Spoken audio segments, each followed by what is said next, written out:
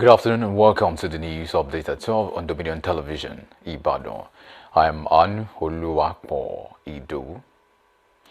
President Bola Tinubu has called for stronger national and international cooperation to tackle Nigeria's growing security challenges at an international security conference organized by Jimbu's Nigeria and the Muslim World League. Represented by Deputy Senate President Barau Jibrin in Abuja, Tinubu said the country faced multifaceted threats requiring coordinated action by government, international organizations, and faith leaders. He urged stakeholders to develop practical solutions to strengthen national and digital security. APC Chairman Nentawe Yuada also urged religious leaders to promote tolerance and peaceful coexistence, warning against using religion or ethnicity to fuel violence and division. Meanwhile, President Bola Tinubu also urged Nigerians to remain united despite their religious and ethnic differences, stressing that no disagreement is worth breaking the country apart. Represented by Deputy Senate President Barau Jibrin, Tinubu said dialogue and cooperation were essential to tackling Nigeria's security challenges and promoting peace. The All Progressives Congress National Chairman Yuwada also warned politicians against exploiting religion and ethnicity for political gain. He urged religious leaders and citizens to reject hate speech, violence, and division, saying Nigeria's diversity should remain a source of strength. The Federal Competition and Consumer Protection Commission (FCCPC) has warned bakers against compromising food safety or misleading consumers amid rising production costs. FCCPC Chief Executive Tunji Bello gave the warning at a stakeholders meeting in Lagos, saying higher cost of ingredients, energy and transportation are no excuse for unsafe production practices. He cautioned bakers against false claims involving product weight, ingredients, shelf life, allergens, and storage conditions. The Commission urged operators to maintain proper hygiene, accurate labeling, and effective traceability, warning that businesses violating consumer protection laws could face enforcement action. And out of Osun State, where the Nigeria Police Force has barred Amotekun, vigilante groups, hunters, CJTF, and neighborhood watch outfits from participating in security operations during Saturday's Osun governorship election. The police said the groups have no role in guarding polling units, escorting election materials, or carrying arms, thereby warning political parties, candidates, and supporters against violence, vote buying, ballot snatching, and intimidation, saying offenders will be prosecuted and arrested. The police assured voters of adequate security during the election, adding that authorized security agencies including the DSS, NSCDC, Immigration Correctional Service, and FRC will be deployed across all 30 local government areas of the state. And also Oyo State, where the Oyo State Universal Basic Education Board, or YOSUBEB, has denied allegations that it leaked questions from the recently concluded Common Entrance Examination, describing the allegation as false and misleading. In a statement issued by YOSUBEB Chairman Dr. Nureni Adeniro, he said it had no role in setting, producing, handling, or administering the examination. A directed complaint about the examination to the Oyo State Ministry of Education, Science and Technology. The board then urged media organizations to verify information before reporting allegations and warned that defamatory claims against its leadership could attract legal action. Representatives of property owners affected by the Ibadan Circular Road project, Laide Abbas and Akinfenwa Abayomi, have jointly called on the Oyo State government to give proper compensation to the affected victims before proceeding with further phases of the project. Dominion FM correspondent Joy Onyimalu gives detailed report. Speaking on the Ibadan Circular Road project, while featuring on Dominion and Current Affairs program, The Agenda, Laide Abbas and Akinfenwa Abayomi lamented that the affected persons have been engaging relevant authorities since 2024 in an effort to assess compensation for the demolition of their properties. Abbas noted that the group had written several letters and held meetings with the Olubadan of Ibadan land, Oba Rashid Ladoja, the Central Council of Ibadan Indigenes, and other stakeholders, including the human rights lawyer Femi Falana, but said the engagement did not produce any satisfactory resolution. The DO further disclosed that the affected persons had staged protests over the issue, adding that the Oyo State government had previously assured them that properties outside the designated area would no longer be demolished.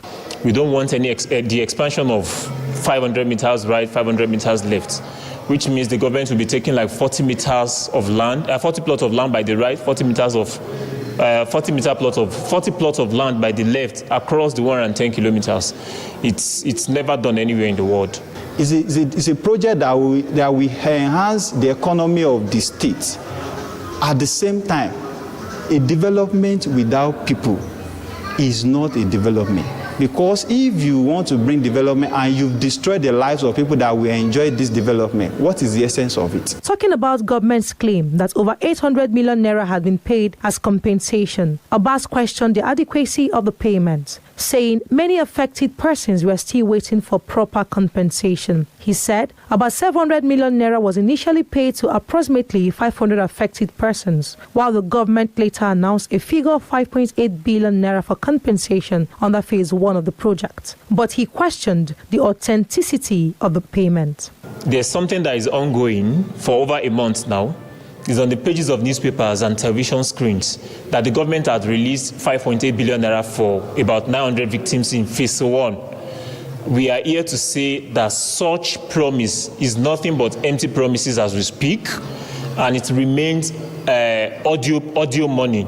Commenting on the affected area, Abbas said the victims expect the government to strictly adhere to the legal demarcation of 75 meters on both sides of the road. They insisted that the affected property owners should be adequately compensated, arguing that the amount being offered to some victims was insufficient, considering the value of their properties and the losses suffered. We want the governor this administration to stick to the agreement on ground, which is the 75 meters right and left that had been gazetted. They also stressed that compensation should be paid to affected property owners before their houses are demolished, saying that no resident should be left without payment after losing their property to the project. They, however, dismissed suggestions that the victims were attempting to politicize the issue, saying the engagement with politicians was aimed at ensuring that promises made to them were documented and fulfilled. As concerns over the Ibadan Circular Road project continue, Abbas called on the Oyo State government to respect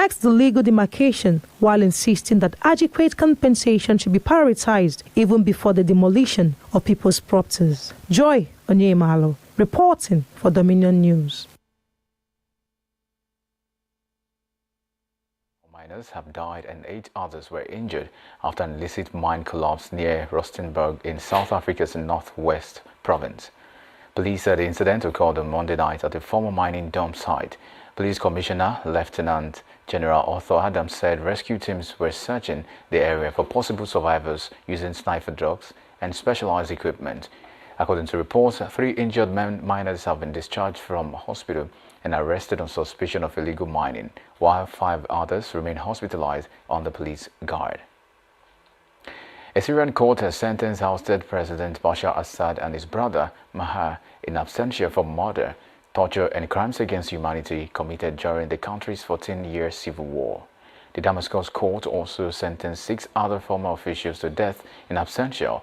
Recall that Assad and Maher fled to Russia after the Syrian government collapsed in December 2024 and are likely to face the sentences. The verdicts are the first against Assad or members of his inner circle since his family's 5-decade rule ended. While many Syrians welcomed the ruling, human rights groups raised concerns about the fairness and speed of the trials. The United States, Yemen's Iran-aligned and Houthi group have reported separate attacks on shipping and key maritime routes as hopes of ending the Iran war fade. The attacks occurred in the Gulf of Oman and at the entrance to the Red Sea, both crucial routes for global oil supplies. Iran has warned that Strait of Hormuz will remain closed unless Washington accepts its conditions for ending the conflict. The latest attacks come despite repeated claims by U.S. President Donald Trump that a deal could end the war could be close. Meanwhile, shipping traffic through the Strait of Hormuz has fallen sharply amid the continuing tensions. In our talking sport, Kenya has officially submitted a bid to host the 2029 World Athletics Championships, seeking to become the first African country to stage the global event. Athletics Kenya said the bid has full government backing, including support for security, infrastructure, the event organization. The proposed main venue is the 48,000 capacity Kasarani Stadium in Nairobi, and Kenya has a strong athletics tradition with 72 World Championship and 38 Olympic gold medals. Kenya is competing against London, Rome and Munich, with World Athletics expected to announce its decision next month.